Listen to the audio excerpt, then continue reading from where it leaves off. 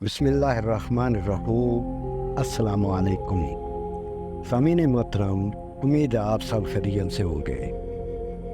حضرت ابراہیم علیہ السلام کے 8 بیٹے تھے، جن کی اولادوں سے عظیم الشان قومیں اور خاندان آباد ہوئے۔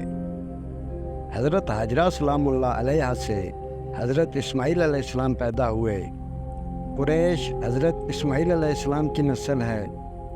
حضرت سارہ سلام اللہ علیہ کی اولاد حضرت اسحاق علیہ السلام بنی اسرائیل کے تمام پیغمبروں کے جد اعلیٰ ہے۔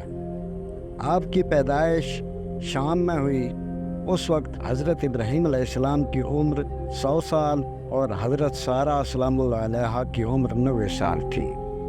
حضرت لوط علیہ السلام کی قوم پر عذاب نازل کرنے کے لیے فرشتے سدوم کی آبادیوں کی طرف جانے سے قبل حضرت ابراہیم علیہ السلام کے پاس آئے۔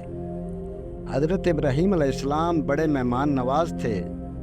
انہوں نے بھنا ہوا گوشت مہمانوں کے سامنے رکھا، لیکن مہمانوں نے کھانے کی طرف ہاتھ نہیں بڑھایا، جس سے حضرت ابراہیم علیہ السلام کو تشویش ہوئی کہ یہ کون لوگ ہیں۔ فرشتوں نے بتایا کہ وہ قوم لوط پر عذاب نازل کرنے کے لیے بھیجے گئے ہیں۔ پھر انہوں نے حضرت ابراہیم علیہ السلام اور ان کی بیوی حضرت سارہ سلام اللہ علیہ کو حضرت اسحاق علیہ السلام کی پیدائش کی بشارت دی۔ بس ہم نے ان کو اسحاق کی اور اس کے بعد یعقوب علیہ السلام کی بشارت دی، اور بشارت دی اس کو ایک سمجھدار لڑکے کی۔ فرشتوں کی زبانی 90 سالہ حضرت سارہ نے اولاد کی بشارت سنی تو بہت حیران ہوئی۔ حیرت و تعجب سے بولیں، کیا اس عمر میں میرے ہاں اولاد ہوگی؟ یہ تو نہایت عجیب بات ہے۔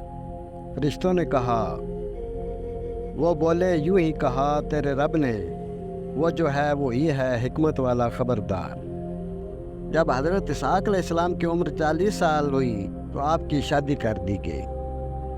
شادی کے 20 سال بعد حضرت اسحاق علیہ السلام کو اللہ نے اولاد کی نعمت سے نوازا۔ ایک کا نام عیسو اور دوسرے کا نام یعقوب رکھا۔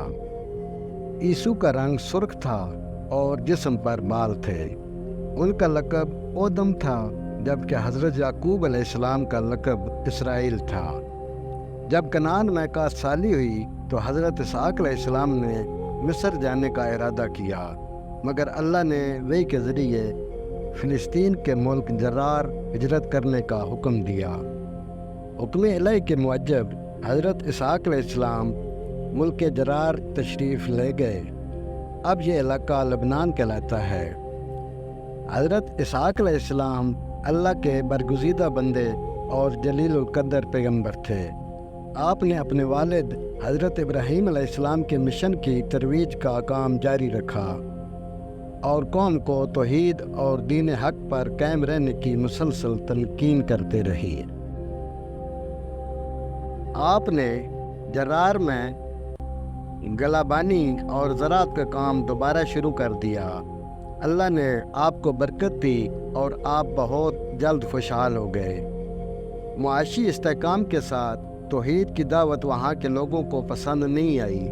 انہوں نے آپ کو تنگ کرنا شروع کر دیا اور جو کنویں حضرت ابراہیم علیہ السلام نے اپنے زمانے میں کھدوائے تھے انہیں مٹی ڈال کر بھر دیا اور بادشاہ وقت کو آپ کے خلاف بھڑکایا۔ بادشاہ نے آپ کو علاقہ بدر کر دیا۔ حضرت اسحاق علیہ السلام جرار کے قریب ایک وادی میں ٹھہر گئے۔